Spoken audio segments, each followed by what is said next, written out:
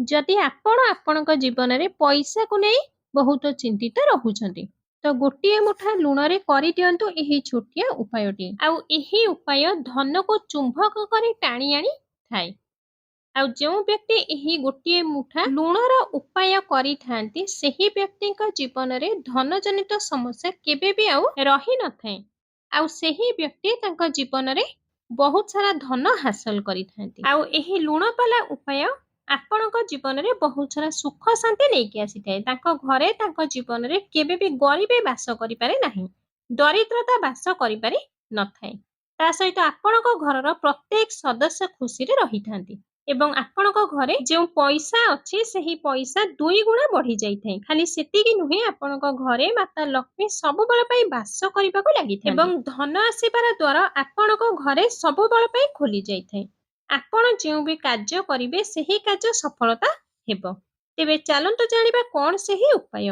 କିନ୍ତୁ ତା ପୂର୍ବରୁ ହେ ମାତା ଲକ୍ଷ୍ମୀ, ଯିଏ ବି ଆପଣଙ୍କର ଏହି ଭିଡିଓକୁ ଲାଇକ୍ କରି ଚ୍ୟାନେଲକୁ ସବସ୍କ୍ରାଇବ କରି କମେଣ୍ଟ ବକ୍ସରେ ଜୟ ମାତା ଲକ୍ଷ୍ମୀ ଲେଖିବେ, ତାଙ୍କ ଘରେ କେବେ ବି ଅନ୍ନ ଓ ଧନର କମି ହେବାକୁ ଦେବେ ନାହିଁ। ତ ପ୍ରଥମ ଉପାୟ, ଆଉ ଏହି ଉପାୟ ଆପଣଙ୍କର ଆର୍ଥିକ ସ୍ଥିତିକୁ ମଜବୁତ କରିବ। ତ ସବୁଠୁ ପ୍ରଥମେ କଣ କରିବେ, ଗୋଟିଏ ମୁଠା ଲୁଣ ନେବେ, ଆପଣଙ୍କ ହାତରେ ଧରିବେ, ଆପଣଙ୍କ ମୁଣ୍ଡ ଉପରେ 7 ଥର ବୁଲାଇ ଆଣିବେ।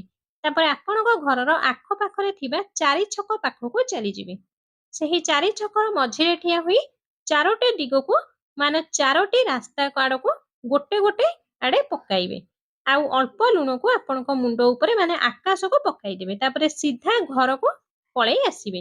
ଡାହାଣ ବାମ କୁଆଡେ ବି ଅନାଇବେ ନାହିଁ, ସିଧା ସିଧା ଘରକୁ ପଳେଇ ଆସିବେ। ତ ଏହି ଉପାୟ ଆପଣ କୌଣସି ବି ଦିନ କରିପାରିବେ। ତ ଦେଖିବେ ଧନ ଆପଣଙ୍କ ହାତକୁ ଆସିବା ଆରମ୍ଭ ହୋଇଯିବ। ତ ଏହି ଉପାୟ ଯଦି ଆପଣ ରବିବାର ଦିନ କରୁଛନ୍ତି ତ 5ଟି ରବିବାର କରିବେ। ଯଦି ଆପଣ ଶନିବାର ଦିନ କରୁଛନ୍ତି କିମ୍ବା ଶୁକ୍ରବାର ଦିନ କରୁଛନ୍ତି କିମ୍ବା କୌଣସି ବି ବାରରେ କରୁଛନ୍ତି, ତ ସେହି ବାରର 5ଟି ବାରରେ କରିବେ। ତ ଦର୍ଶକ ବନ୍ଧୁ, ଯଦି ଆପଣଙ୍କ ଉପରେ ଶନି ଦଶା ପଡିଥାଏ, ତ ଏଥିପାଇଁ ଆପଣ କଣ କରିବେ ନା କଳା ରଙ୍ଗର ଗୋଟିଏ କପଡାଟିଏ ନେବେ, ତା ସହିତ ଗୋଟିଏ ମୁଠା ଲୁଣ ନେବେ। ସେହି କପଡା ଉପରେ ସେହି ଲୁଣକୁ ରଖିବେ, ତାପରେ ସେହି କପଡାକୁ ଗୋଟିଏ ପୋଟଳି ସଦୃଶ ବାନ୍ଧି ଦେବେ। ଆଉ ଏହି ଉପାୟ ଆପଣ ଶନିବାର ଦିନ ହିଁ କରିବେ। ଶନିବାର ଦିନ ଶନି ମନ୍ଦିରକୁ ଯିବେ। ଶନି ମନ୍ଦିର ବାହାରରେ ବସିଥିବା ଭିକ୍ଷୁକ ମଧ୍ୟରୁ କୌଣସି ବି ଜଣକ ହାତକୁ ସେହି ପୋଟଳିଟିକୁ ଦେଇ ଦେଇକି ସିଧା ସିଧା ଆପଣଙ୍କ ଘରକୁ ପଳେଇ ଆସିବେ। ସେହି ଦିନ ସନ୍ଧ୍ୟାବେଳେ ଆପଣଙ୍କ ଘରର ମୁଖ୍ୟ ଦ୍ୱାରରେ ଗୋଟିଏ ଦୀପଟିଏ ଜଳାଇବେ। ଆଉ ସେହି ଦୀପରେ କିଛି କଳା ରାଶି ପକାଇଦେବେ। ବାସ୍ ଏତିକି ଉପାୟ ଯଦି ଆପଣ ଶନିବାର ଦିନ କରିଦେବେ, ତ ପ୍ରତ୍ୟେକ ଶନି ଦଶା ଆପଣଙ୍କର ଦୂର ହୋଇଯିବ। ଏହି ଉପାୟ ଆପଣ 5ଟି ଶନିବାର କରିବେ।